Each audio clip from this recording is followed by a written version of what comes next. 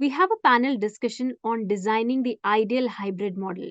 Our first panelist is Mr. Abhishek Maheshwari, ex-CEO Aakash, ex-country head the Walt Disney Company. Mr. Maheshwari is recognized for his strong leadership skills, strategic vision, and ability to drive business transformation and growth in dynamic and competitive industries. Our second panelist is Mr. Mayank Kumar, co founder and managing director of upGrad. Mr. Mayank is known for his entrepreneurial acumen and vision for transforming the educational landscape in India. He is passionate about leveraging technology and innovation to make quality education accessible to learners of all backgrounds and demographics. Our next panelist is Mr. Krishna Kumar, founder and CEO of Simplilearn. Under Mr. Kumar's leadership, Simplilearn has grown into one of the world's leading online learning platforms, serving millions of learners across 150 plus countries. This session will be moderated by Mr. Vijay Thadani, Vice Chairman and Managing Director, NIIT Limited, co founder, NIIT Group. Over to you, Mr. Thadani. Okay, thanks, Neha, and thank you very much for having me here, and welcome everybody on this session. We have an interesting 45 minutes ahead of us, and we'll try to make the best use of this time through an interactive session, and therefore I will encourage everyone to please put their questions, preferably, and not comments, because that perhaps may not be very helpful. But definitely questions in the chat as we go along. Neha has already introduced the eminent panelists. Each one of them brings a very specific experience in this discussion. So I want to start by talking about the ideal hybrid. And before we get into ideal hybrid, it's the question of hybrid. Hybrid came into our vocabulary, I think, about 4 years ago. Before that, education, digital technology was knocking at the doors of education. And I think there were some organizations who were naturals and who started with a digital model. I call them the digital natives. I mean, they started with the pure online digital delivery model. There were others who were immigrating, and those organizations who had been there for a while, who have experimented with both, were as well there. And I think we have a fair mix of both these in this discussion. The word which was getting used before the word hybrid came in was blended. The idea was that you have a face-to-face delivery and in-person delivery. You can call it the offline model or the brick and mortar model, whatever appropriate. But definitely the student and the faculty were facing each other, and typically it was one faculty to many students, and therefore many students were facing that faculty member, and his job was to make sure that people go from point A to point B, whether it was transfer of knowledge or skills or building an attitude, as the case may be. While there was a lot of opportunity for digitalization, I think there was hesitation in education. So education was one of the last bastions which COVID helped crack. And overnight, all the hesitation on what the impact of digital education may be evaporated, because people were forced into using a digital online mechanism. Those organizations who had some past experience were able to transition smoothly and could get the benefit of digitalization and pure online education very easily. Those who were already there obviously had a great time, and those who were hesitating, well, had different outcomes and went in different directions. I think what we are, and then the way it got adopted, digitalization from pure to, which was pure for at least 1 year, over a period of time, people started realizing that education is about a larger process than just the faculty and student interaction. And there were other elements of, especially in professional education, that need to be catered to. And then the thought of saying, is pure online the only solution, or should we look at hybrid? Hybrid word also came from the working from home phenomenon, which also resulted in hybrid. And therefore, over a period of time, hybrid has come to stay and blended has kind of faded out. We are here to understand, both from a pedagogical perspective, from a student's point of view, from the training provider's point of view, and from the point of view of subject matter expertise, whichever way we look at it, how might we design the ideal hybrid model. And in this mix, we also have a new ingredient, which is AI. And we also have to see what will be the impact of that. But these are the wide-ranging discussions that we want to have in these 45 minutes. The panelists have already been introduced. I would have liked, or we would have all liked, that all of them were live with us, but we are practicing hybrid in its true avatar in this panel. So the very first panelist that I would like to introduce is Mr. Mayank Kumar, who's the co-founder and managing director of upGrad. He had a very, very important commitment, because of which he can't be there just about this time, but he was in interaction with us. And there is a video that he has shared, which will express his point of view.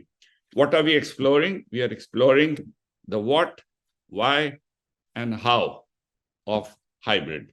How part is what will mean ideal hybrid. But if you don't understand the why and what of it, then I have a feeling we'll be incomplete in designing that. So with that, may I now request Vikas, Dr. Vikas Upadhyay, to please share the video of Mayank.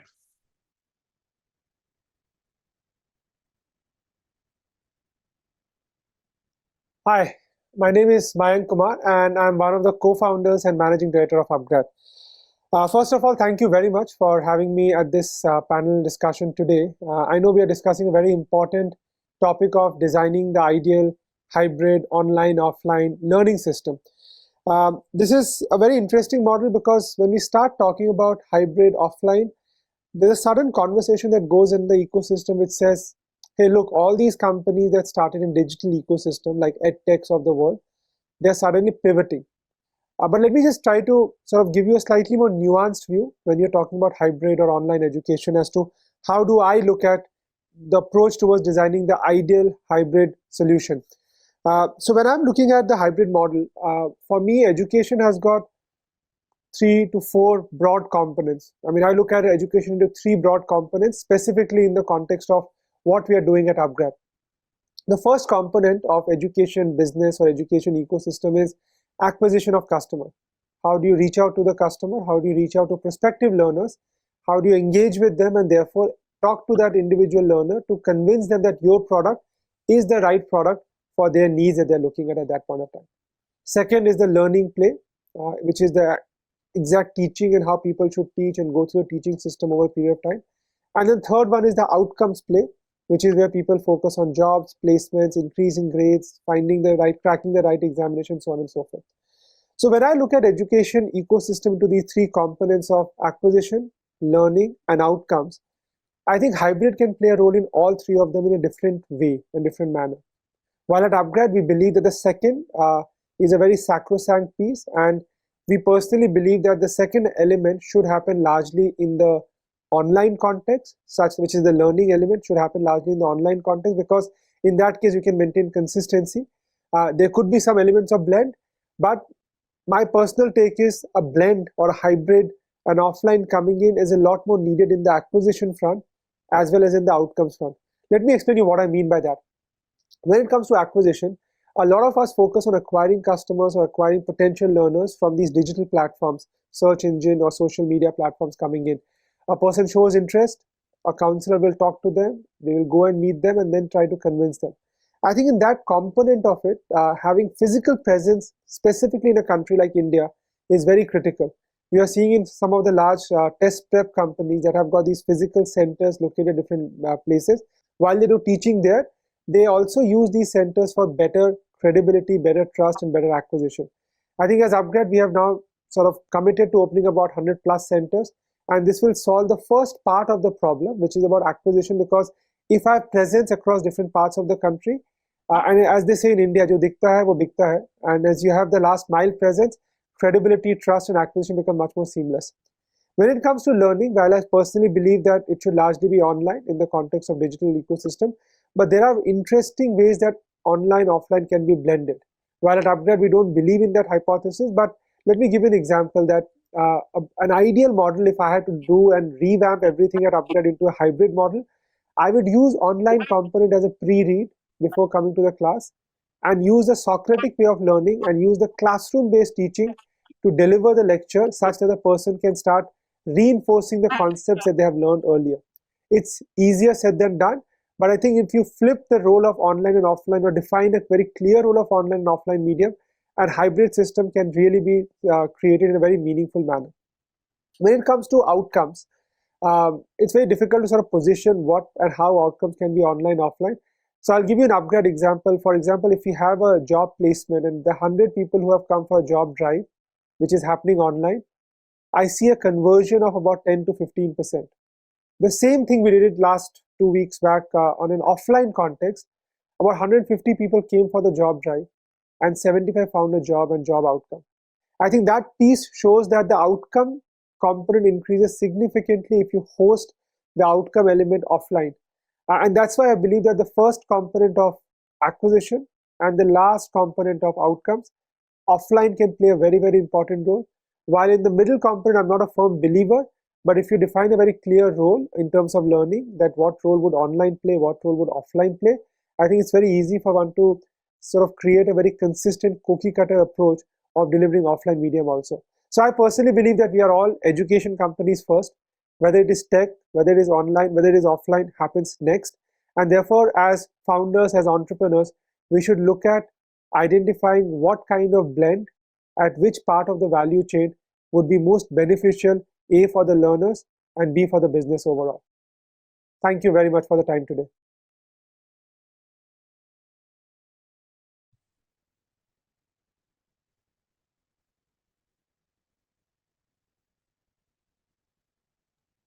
Sir, you are on mute. Please unmute yourself. Sorry. Okay.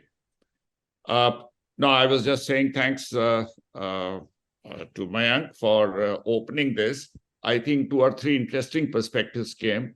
Hybrid is not to be considered only in the delivery of education, which is what is the conventional meaning, but at all stages of learning. And education is a consolidated experience where even at the time of selection of courses, especially when you're looking at professional education, which course would be most appropriate for you would perhaps get better discussed in a face-to-face mechanism. And then there are other elements of trust. And he also used the term "dikhta hai to bikta hai," which is to basically get a reassurance that I'm getting into something which is good. So that's one perspective. I think the last perspective on placement, the statistics that he shared were very interesting. I think there is an element of assessment before that, which perhaps we will also discuss as we go along. But I think that's one take on what hybrid could mean in our situation. I know, Abhishek, you want to add a perspective, or and of course also share your own perspective as we go forward. Yeah, no, happy to do that. So thank you so much for having me here. My name's Abhishek Maheshwari. And I think that my most relevant experience for this conversation is from Aakash Education, which I was associated with over the last 3.5 years or so, which is, of course, one of the largest test prep institutes in India, teaching high school students and enabling their entry into engineering and medical examinations at the end of high school. So yeah, very interesting perspectives from Mayank. I think for the purpose, I think people begin to define hybrid from their starting point. I think at Aakash, since we were coming from largely an offline world, where the traditional method of delivering education is in a classroom where you have a teacher, you have students, and that's what has worked for for the coaching industry for a very long time. So I think just starting from that perspective, I think as we began to think about hybrid, in some ways, as Vijay sir had mentioned earlier, forced upon us due to the pandemic, where almost entire delivery shifted 100% to online. And I think post COVID, as we were trying to sort of figure out, exactly this question on what is really the right hybrid mix for our set of students, our constituents at that time, which is again high school students doing this. I think we zeroed in on 3 or 4 parameters that, from a learning delivery standpoint, which is really the bulk of the experience. I get the point around customer acquisition and outcomes. In our case, the outcome is basically the exam, right? So that happens in its own way. And and of course the acquisition, there are multiple channels that one goes through to acquire, and as those evolve, one evolves. But the bulk of the experience is really in the learning delivery and the association during that journey with the student. So in that, what works in what had worked for us and largely works in the test prep and the coaching domain are 3 or 4 things, right? One is clearly the learning, the pedagogy itself, the delivery of lectures, the testing of students. That's really what students come to a place like Aakash or any other coaching institute for that matter for. And that's essential for them to appear in the exam at the end of the course and have a high probability of success. So that's number one. Number two really is, as we have studied this phenomena over the years, and some of us have gone through this journey ourselves, is really connection.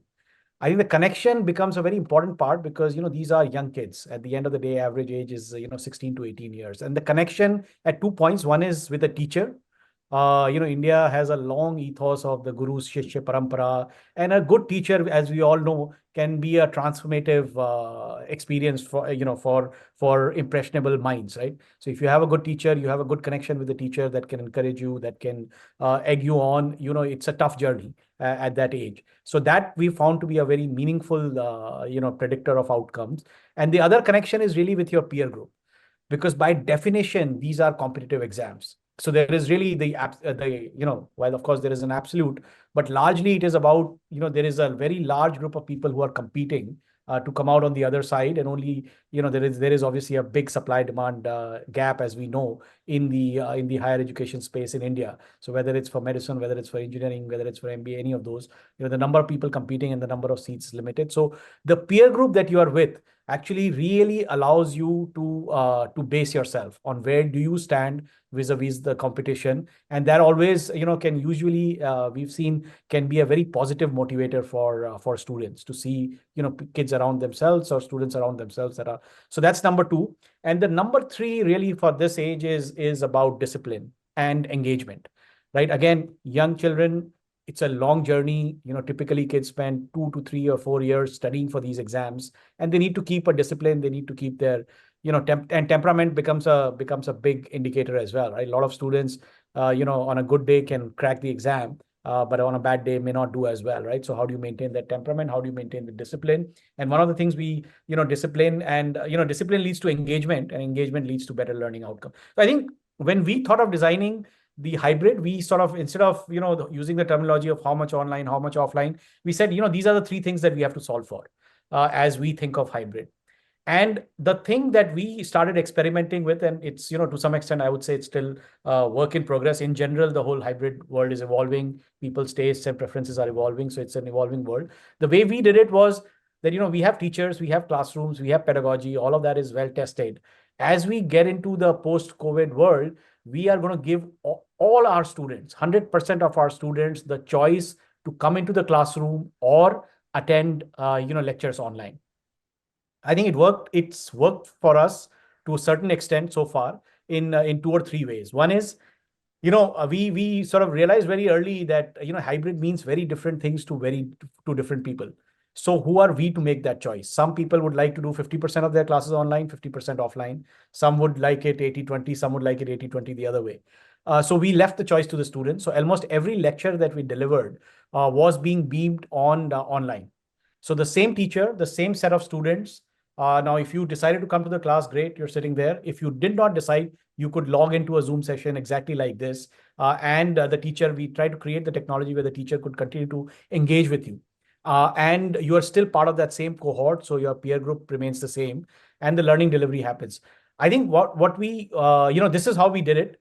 And we saw that, over the course of the year, on an average, depending on, lots of interesting insights around locations and, metros and tier 2 towns, all of that. We had different proportion of students that were attending these classes online. Now, again, these are only in places where we do have offline centers, right? Which in Akash's case is a fairly vast network, so allows us to do this.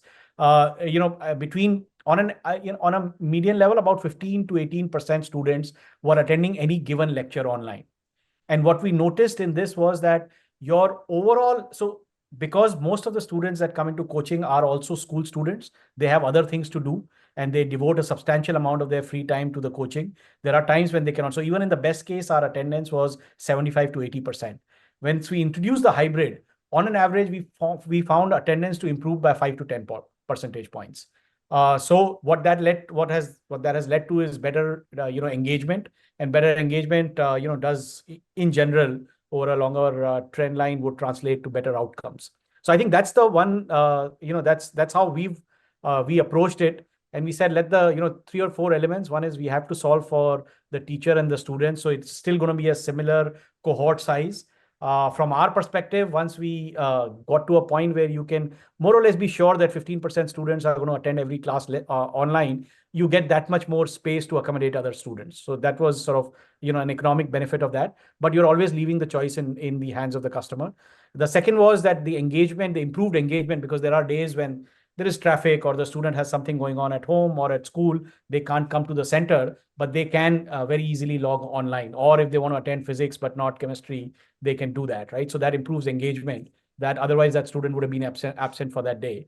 So that should over time lead to better outcomes. And because we are leaving it in the same construct, the connection part, we hope sort of does take care of itself, because it's not what we also observe. It's not the same 15% students that are coming online every time. It's a different set of 15%, right? So people are choosing to do, one of the, whatever, sort of one-off once every couple of weeks or whatever their constraints are, to do this online. And that, I think, was one way that we sort of tried to define it. And in the context of coaching, what we were trying to solve for, we felt was a meaningful way to let water find its own level on what people are willing to do. And that allows us also to increase the sphere of influence, because you don't have to travel to the center every day. Maybe even if you are living far away and you do this once a week, you can still participate and, get the same quality and get the same peer group, etc. So yeah, that's how we approached it. And it's been an interesting journey and evolving, and kind of, I think the customers themselves are also experimenting with this. I think everyone is to some extent, right? As in the workspace, as in, similarly in this particular space as well. So I'll pause here, and then, we can get into the discussion at some point later. Good. Abhishek, we'll come back to this. I think you raised some very interesting points. One is the issue that since the end outcome for everyone is the same, in terms of choice, you don't have multiple choices from where you would like to pick up. So in the acquisition process, other than comfort and trust, and your brand Aakash was a very, very strong, trusted brand. So the fact that you could actually, or is a strong, trusted brand, that part is done with, and therefore it does not require as much of physical interaction. But in the delivery process, I think you need many more elements, especially these students have come from a background where they went to school 6 to 8 hours a day for 12 years, and now have to get ready for a switch of learning styles. So I think that transition management is an important issue you mentioned. And also the very interesting point which you raised was giving the choice to the student. I think giving a choice to the learner is a very important ingredient of the hybrid that I think you referred to. And I think it's a very important ingredient that we should think of as we go forward as well. So I'll pause you right now, but we will get into one more discussion. So in case of Abhishek, we had a transition of a full brick and mortar model, which pivoted and moved over to a hybrid model. Of course, you would have lived through the full online part and then pivoted to the full online, the hybrid model.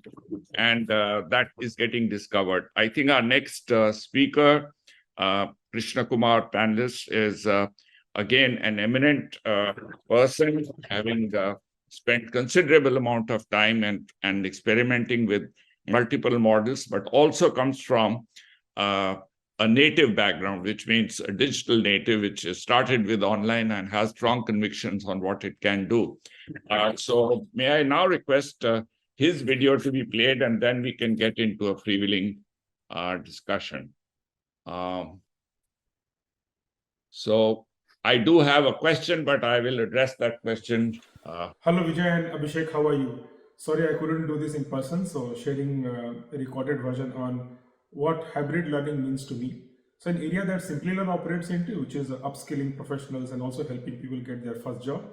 It has multiple meanings from my perspective. One of the most common meaning is what part of the learning is happening in a physical classroom versus what part of the learning is happening online. So there my view is that if I look at my learners into three different categories. First is the first-time job seekers who have just come out of school and they want to get into the workforce. The second set of learners is people who are already into the workforce, early career professionals who want to fast-track their career or want to move to an adjacent field. And finally, the executives who have been in the industry for quite some time and they're looking to reinvent themselves. So if I look at the middle set of learners, those who are looking for reskilling, upskilling, and some kind of lateral shift, there I see any kind of physical learning not adding a lot of value because of various reasons. They are used to working in a distributed environment. They're doing a lot of meetings online, so they're very comfortable with being in front of a computer and trying to learn a skill. The other challenge with those set of learners is that they are working professionals, so they have work priorities, they have family priorities, they have kids. So adding another variable of going to a physical classroom adds to their challenge of finding time between different life priorities. So I don't see that hybrid being a big factor in their learning effectiveness as well as their decision to select which training provider, which edtech provider they should go with. But when it comes to the other two set of learners, the entry level as well as the exec, there are various reasons why hybrid makes a lot of sense and a lot of people are in fact preferring those kind of program. The entry level students, when they are used to studying in a physical classroom, so when they come for their job search, if they are in an offline center, they get to bond with other students who are in a similar journey as them. It's much easier, of course, that if you're in front of a physical instructor and trying to work on some kind of project assignment, it's much easier. Of course, it can be done online also, but it's much easier. So there I see a lot of players doing good work of having an offline center and complementing the learning with an online learning program. So there I see a great value. Also in case of executives who have spent maybe a decade in the industry and they want to reinvent themselves, one of the big factors I see them selecting those kind of offline program is some kind of networking where they get to meet with peers from other companies, other industry. And also there is also this emotional factor of getting back to a campus to get to just maybe rediscover their student life. So I've seen that those factors also playing into play. As far as Simplilearn is concerned, our primary audience is reskilling and upskilling the mid bucket. So we don't do a hybrid learning. We have some programs on entry level professionals, but they are all online. So we do recognize that offline might add to the effectiveness, might be more good for a lot of learners. But having said that, there are learners who are not in the metro places where you might not have a physical offline center. So we attract a lot of those audience who want to learn effectively online, and that's what our platform is designed for. On the exec level, we have some programs where students are given an option for a campus immersion. We see a lot of excitement in those professionals to come and spend a day or two in a dorm or a hostel, as we call it in India, and revive their school days. So this is one aspect of hybrid learning that that I wanted to talk about it. There are other meanings. Another very popular debated and talked about topic is what part of the training should happen online in a pure play video format. And as you know, most global platforms today that exist, it's all about self-learning. So there are curated programs and you're supposed to learn on your own. Maybe have some community where you can get some help, or maybe some AI-based chat engine that can help you clarify certain doubts. So that's one model where you are primarily responsible for your learning. The other model is that you come to a class with other students who are in the same boat as you, and you try to learn from an instructor. So what combination of training happens in a pure play video format versus what happens through an instructor-led model is also referred as hybrid learning. There I've seen a trend. Most global platforms are mostly self-learning driven with some AI intervention, and most of the edtech companies, at least in our industry, have a lot of emphasis on some kind of live angle. Simplilearn in particular, we lead with a live. Our whole platform is that you get a physical classroom kind of experience learning in front of your desktop or your mobile device. So that's the second hybrid learning discussion that I have seen playing on. The third is also about, it's not that commonly used, but we talk a lot about it internally within Simplilearn, is that training which is conceptual, where you're explaining certain concept and helping people understand that concept, versus helping people work on certain assignment and projects. So conceptual versus, so I'll say conceptual versus hands-on project-based learning. There also sometimes hybrid word is used. So these are the three things that I wanted to talk about it, and leave it to you guys to discuss it further. Thank you again for this opportunity to speak with all of you, and wishing you all the best for a great event. Thank you. Thank you, Krishna. I think you brought a very interesting new perspective of when to use offline and when to use online, and then the fair mix of both in different situations. But I think you brought a very interesting point on increasing the reach and delivering the instruction consistently across a wide cohort of students. And that, I think, is an issue of efficiency and reach that is important. But I think you also touched upon the effectiveness, I think, which is what is the reason why all of us exist, that the outcome of education must be delivered in the most efficient manner and in a manner that the student feels happy. I do believe that education or skills, besides being a mechanical process, which it is not, it's an emotional experience as well. And I think your involvement, students' involvement and the teachers' involvement in the right measure and in the right way, I think can lead to a superior outcome. So I think all three of you have basically touched upon the fact that hybrid is a part of now overall design. So it's not a question of why hybrid, it is now a question of how hybrid, and how that might lead to an optimal mix. So Abhishek, since the two of us are live, at least we have the opportunity to discuss for another 10 odd minutes and also address questions if there are any. Yes, I do see one question, which I think is from Professor Prakash Gopalan, President of NIIT University. We'll add that in our bucket of items that we will discuss. And he's referring to the student mental health issues, which of late is becoming a very, very, very important point.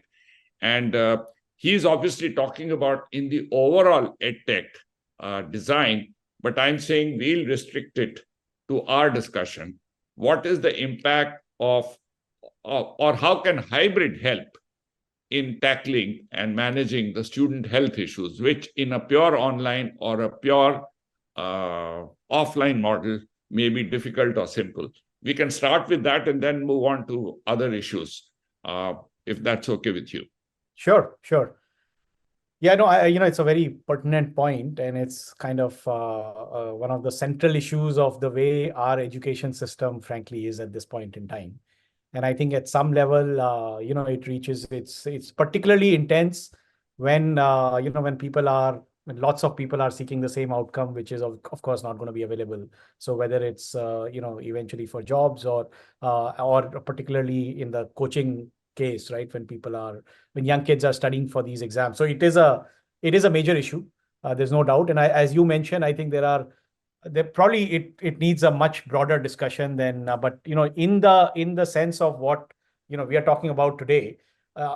Our view is that the hybrid should help the cause, should help reduce the stress for a number of reasons, right? First it gives students the choice, right? So as we've seen, a lot of these stressful mental health issues happen also when students are staying away from home for long periods of time and are aspiring for something that may at points seem out of reach.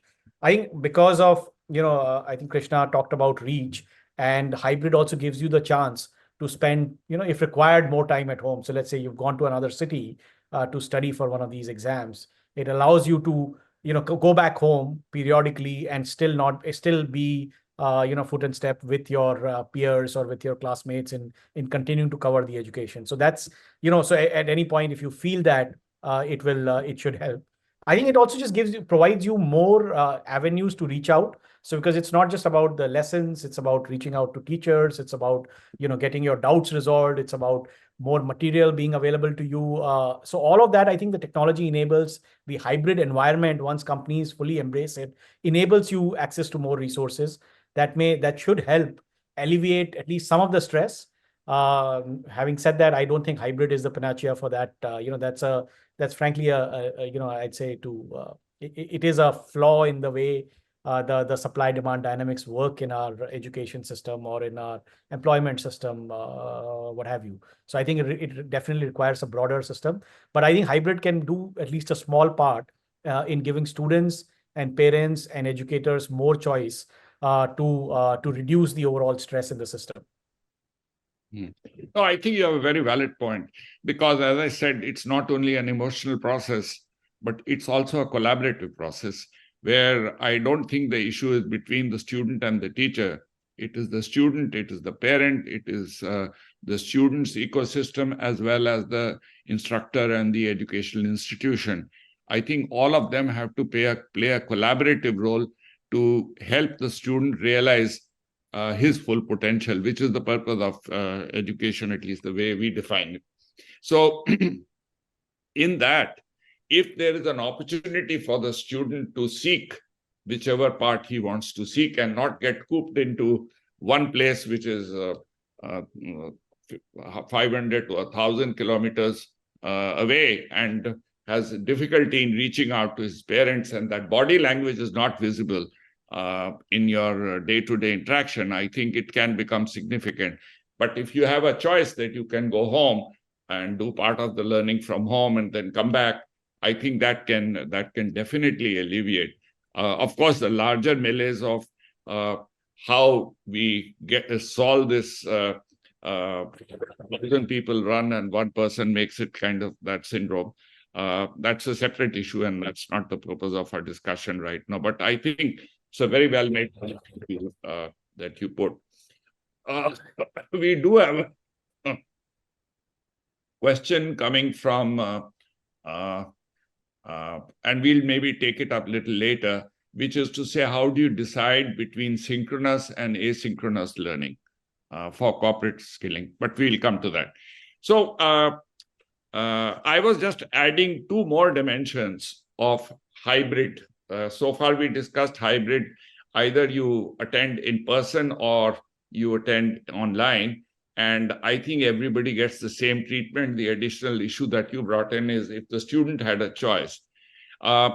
Even in an online, there is an asynchronous and synchronous, which Aakash talked about, and that has a very significant impact on the motivation of the student, because interaction is, again, a very important ingredient in the education or transfer of an education or transfer of knowledge part. And I think how do you incorporate the async and the sync portion itself is also a definition of hybrid. Similarly, I think in COVID time, at least in our university, we tried out and we thought it was a great experiment, which is a hybrid happening, an offline and online happening simultaneously, which means the faculty at point of time has people who are facing the faculty member, and there are others who are now that requires superior skills in a faculty member to be able to manage a so-called hybrid class.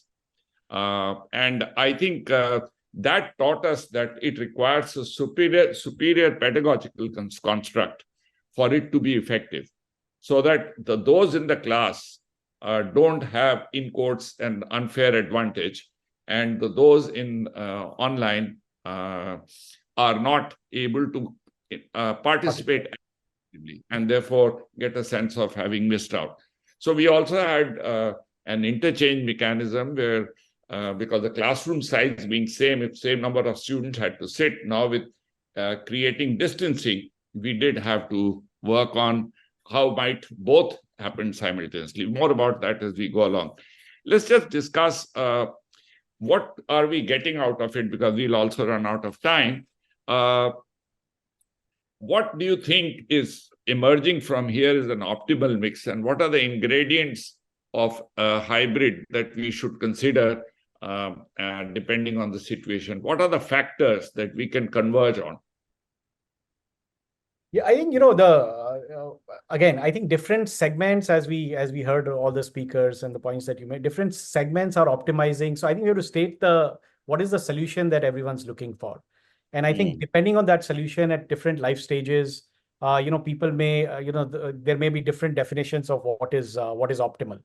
I think fundamentally it is about efficiency and effectiveness of delivery, and being able to do it for as many people, as effectively and as efficiently as possible, thereby, creating more access and more learning outcomes, etc.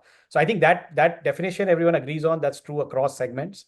Now, I think within that construct, what works well for, say, high school kids or school kids, like if I start even earlier in school, everything went online, and we all know that isn't an optimal solution for school kids, because you're not just here for pedagogy, you're here to learn essential life skills, how to interact. So that needs to have a very different construct. Coaching is a lot about the pedagogy and the delivery and taking exams. So there, if you can give students maybe more choice and also definitely increase reach by doing some of it online. And I think the asynchronous synchronous also plays a big part.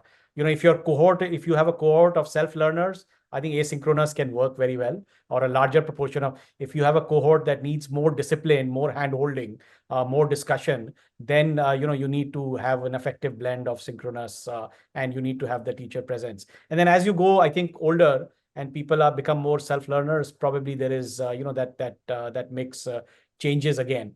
But I think, as we all agreed, this is a complex problem that is trying to find its solution in different domains, and there are multiple dimensions to it, and online, offline being the simplest one that we can all argue and debate about. But asynchronous, synchronous learning, how do you deliver efficiency versus effectiveness? How do you increase reach while keeping the connectedness? So I think there are multiple dimensions that one's got to solve for in a particular. But I think net, I would like to say that it definitely increases the potential of what the current resources and the current capital, etc., can deliver in the educational domain, and also solves for that holy grail of education, which is personalization, or at least begins to solve for it, because that's the one thing that having multiple modes of delivery also allows people to solve for that, at least at some level. And then, of course, there is Gen AI and all of those things which we can't talk about right now.